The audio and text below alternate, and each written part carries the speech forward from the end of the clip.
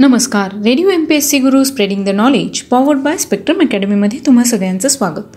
मित्रांनो, आपण व्यक्तिविशेष या सत्रामध्ये विविध व्यक्तींविषयीची माहिती करून घेत असतो. त्याचबरोबर त्यांनी केलेल्या कार्याविषयीची सविस्तर माहिती आपण या सत्रात घेत असतो. आज 23 मार्च राम मनोहर लोहिया यांचा आज जन्मदिवस. त्यानिमित्ताने आज आपण व्यक्तिविशेष या सत्रामध्ये राम मनोहर लोहिया यांच्याविषयीची माहिती घेणार आहोत. भारतातील समाजवादी चळवळीतील एक अग्रगण्य नेते आणि विचारवंत. त्यांचा जन्म उत्तर प्रदेशातील फैजाबाद जिल्ह्यातील अकबरपूर या गावी हिरालाल व चंद्रीबाई या दाम्पत्याच्या पोटी झाला. चंद्रीबाई राम मनोहर लहान असतानाच वारल्या. तेव्हा आजी व चुलतीने त्यांचा सांभाळ केला. वडील हिरालाल हे व्यापार करीत असे.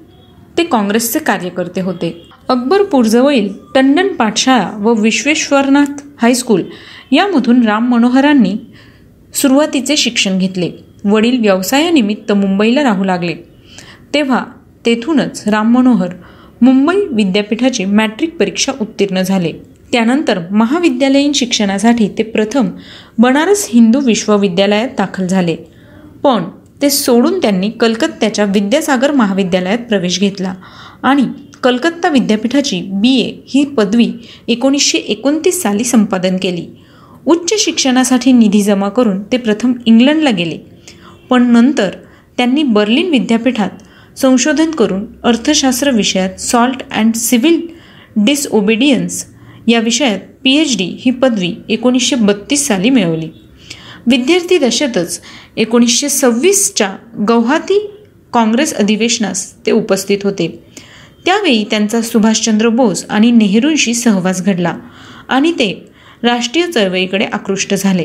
तथापि जर्मनीहून परतल्यानंतर 1933ला त्यांनी सुरुवातीस बनारस विद्यापीठात अध्यापकाच्या नोकरीसाठी प्रयत्न केला आणि नाखुशीने रामेश्वर दास बिर्लांच्या स्वीय सहाय्यकाचे काही महिने काम पत्करले.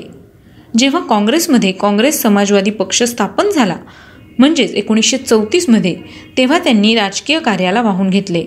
त्यांची कार्यकारिणीवर निवड करण्यात आली. तसेच काँग्रेस सोशलिस्ट या नवीन साप्ताहिकाचे संपादक म्हणून त्यांच्यावर जबाबदारी टाकण्यात आली.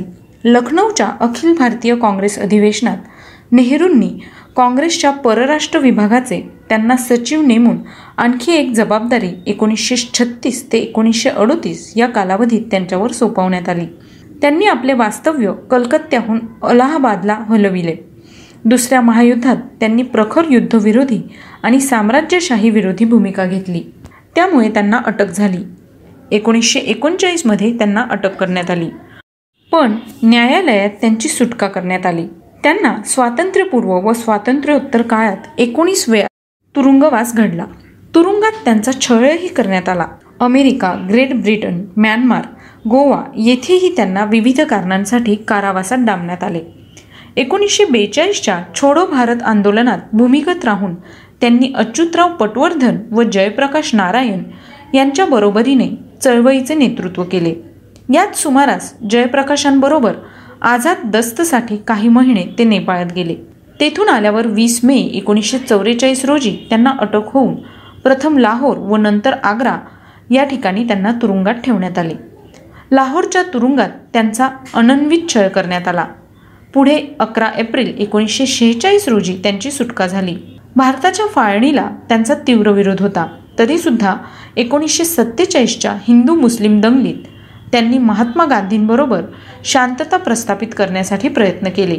काँग्रेस अध्यक्षांसह कोणीही पदाधिकाऱ्यांनी स्वतंत्र भारताचे पंतप्रधान होऊ नये अशी त्यांची धारणा होती. अखेर काँग्रेसमधील समाजवादी विचारसरणीच्या गटाला घेऊन ते बाहेर पडले. 1948 साली ते या गटातून बाहेर पडले. त्यांनी स्वतंत्र समाजवादी पक्षाचे नेतृत्व केले. हा समाजवादी पक्ष कृषक मजदूर प्रजा पक्षात विलीन करण्यात आला आणि त्याचे नाव प्रजा सोशलिस्ट पक्ष असे ठेवण्यात आले. या पक्षाची स्थापना 1952 साली करण्यात आली. या पक्षाचे ते महासचिव झाले. तथापि त्यातही त्यांचे मतभेद होऊन त्यांनी हैदराबाद येथे 1955 साली समाजवादी पक्ष स्थापन केल्याचे जाहीर केले. ते या पक्षाचे अध्यक्ष व मॅनकाइंड या नियतकालिकाचे संपादक 1956 साली झाले. पुढे हाही पक्ष पुन्हा प्रजा समाजवादी पक्षात विलीन होऊन 7 जून 1964 रोजी त्यांचे संयुक्त समाजवादी पक्ष असे नामांतर करण्यात आले. तत्पूर्वी 1963 ते फरुखाबाद मतदारसंघातून लोकसभेवर निवडून आले. अखेरपर्यंत ते लोकसभेचे सदस्य होते. दुसऱ्या महायुद्धाच्या काळापासून ते नेहरूंचे टीकाकार बनले होते.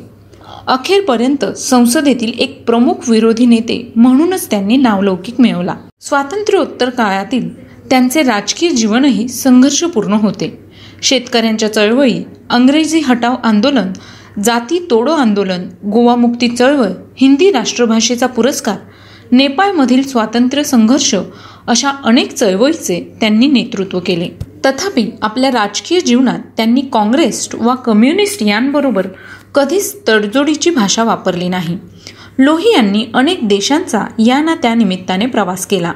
त्यात अमेरिका, जपान, श्रीलंका, इंडोनेशिया तसेच अनेक युरोपीय व आफ्रिकी देशांचा सदिच्छा दौरा होता.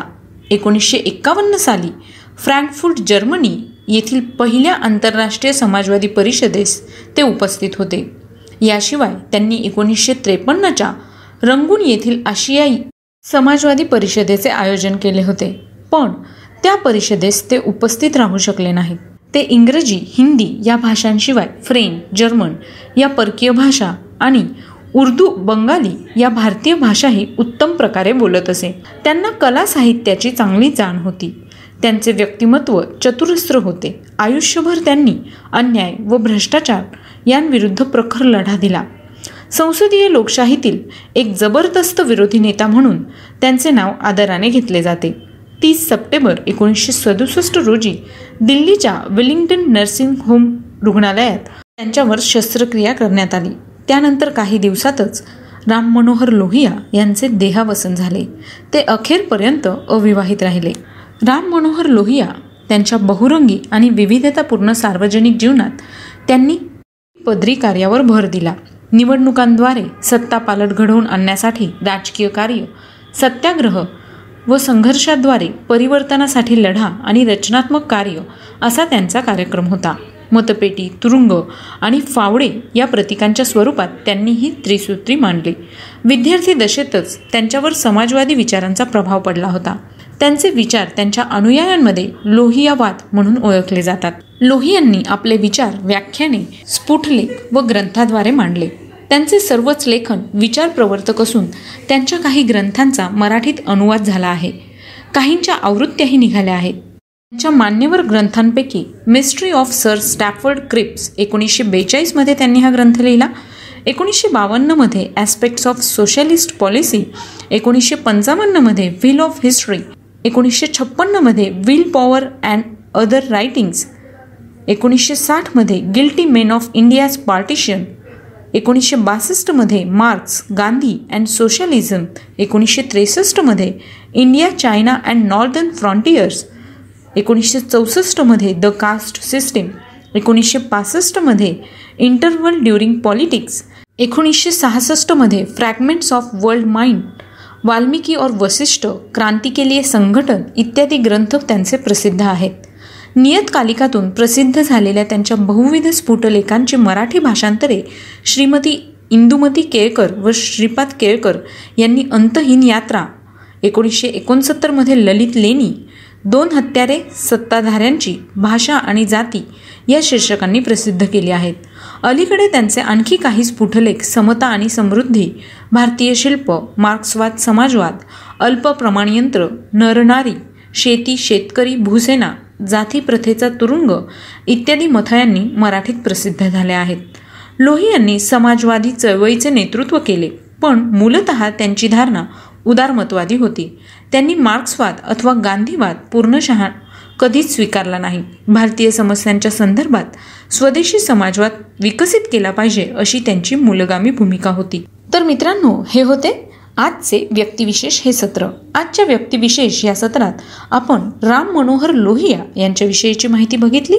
अशाच काही थोर क्रांतिकारक, भारतीय स्वातंत्र्य सेनानी, लेखक, साहित्यिक, विज्ञानातील अशा सगळ्या महत्त्वाच्या व्यक्तींची माहिती आम्ही तुम्हाला व्यक्तिविशेष या सत्रात देत असतो. त्यासाठी तुम्हाला फक्त रेडिओ MPSC गुरु हे ऐकायचं आहे. ऐकत रहा radio MPSC Guru, spreading the knowledge, powered by spectrum academy.